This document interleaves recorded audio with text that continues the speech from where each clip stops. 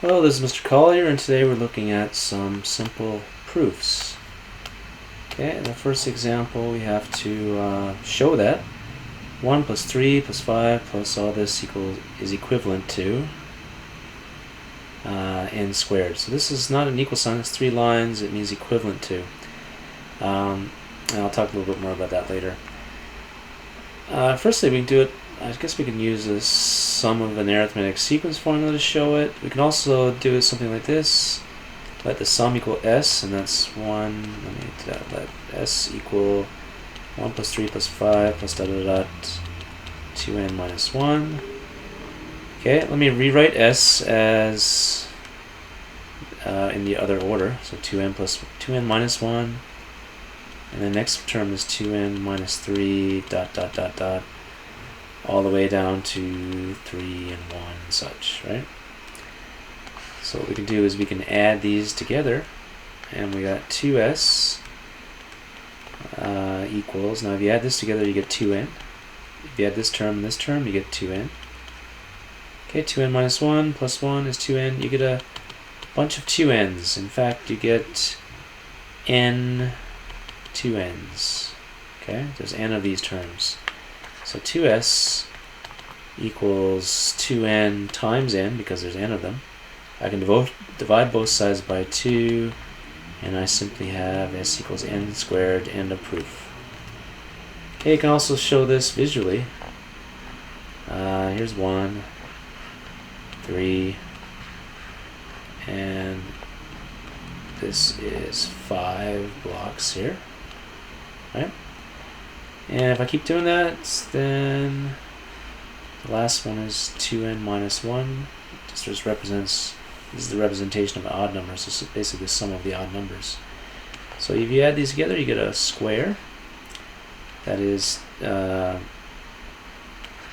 n terms, so there's n of these, there's n of these, so the whole area is n squared.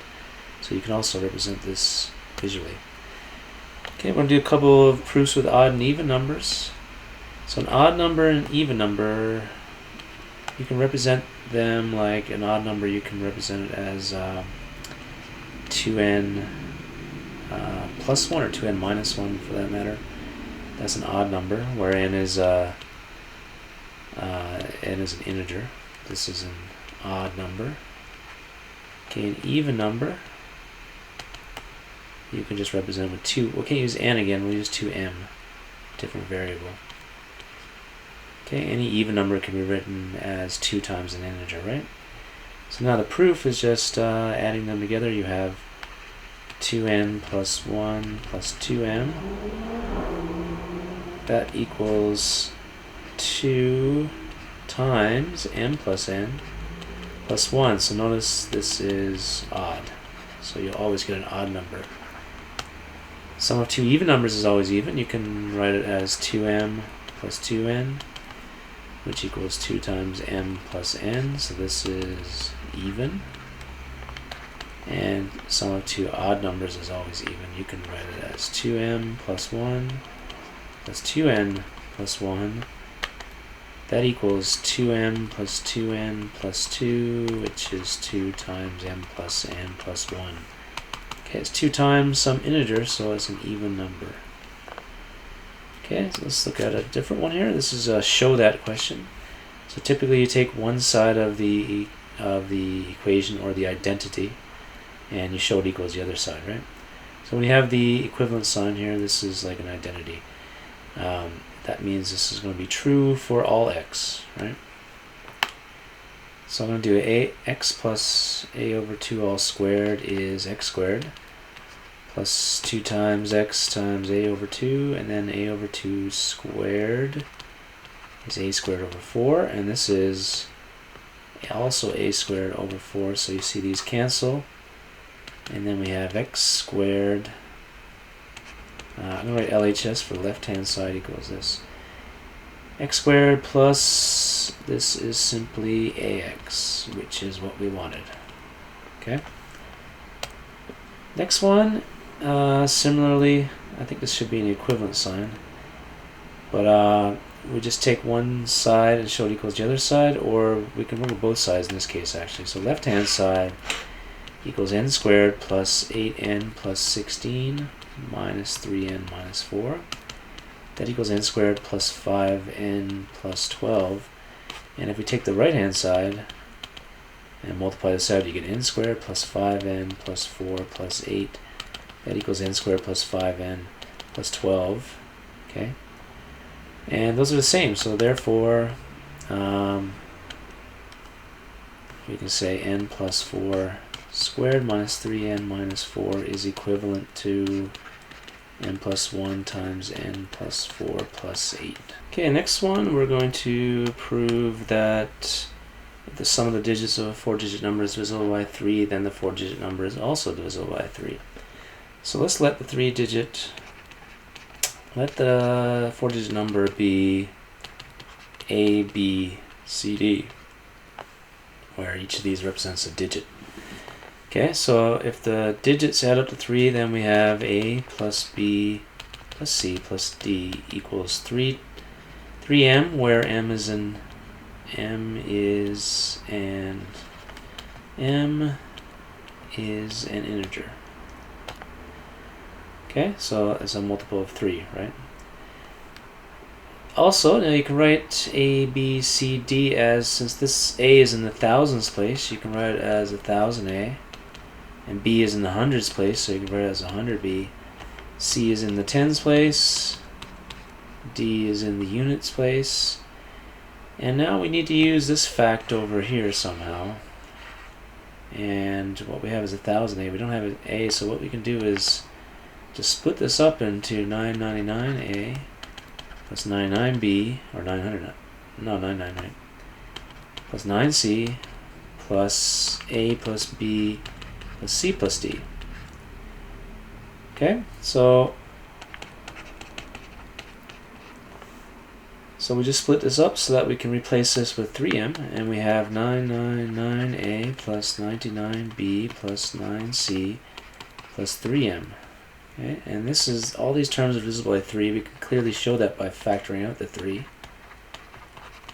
Okay, each of these terms we can factor out a 3.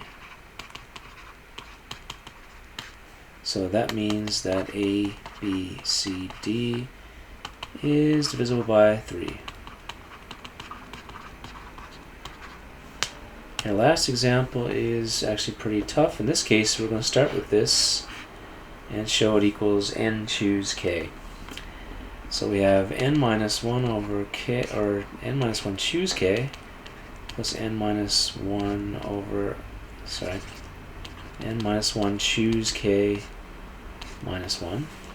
So start with that and use the formulas and then simplify, and hopefully get the formula for this. Okay, note that n choose k, I was going to write this up here, by definition is n factorial over k factorial n minus k factorial. So that's what we're looking for this to simplify to. So using the formula, we have n minus 1 factorial over k factorial times, subtract these, n minus 1 minus k factorial. Plus, this one becomes n minus 1 factorial over subtracting, first we have k minus 1 factorial, and then subtract them, you got n minus 1 minus k plus 1 through subtracting factorial. Okay, so what we're going to do is probably get a common denominator and add these together as you usually do with fractions. You can also factor out an n minus 1 factorial because that's in both terms, but first we have like a k factorial and a k minus 1 factorial. Note that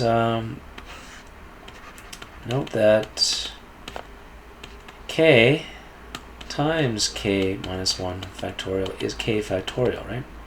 Because this is k times k minus 1, k minus 2, k minus 3, and so on. So that's equal to k factorial. So if I want a common denominator, I can multiply this fraction by k over k. That'll give me a k factorial, and that will be the same.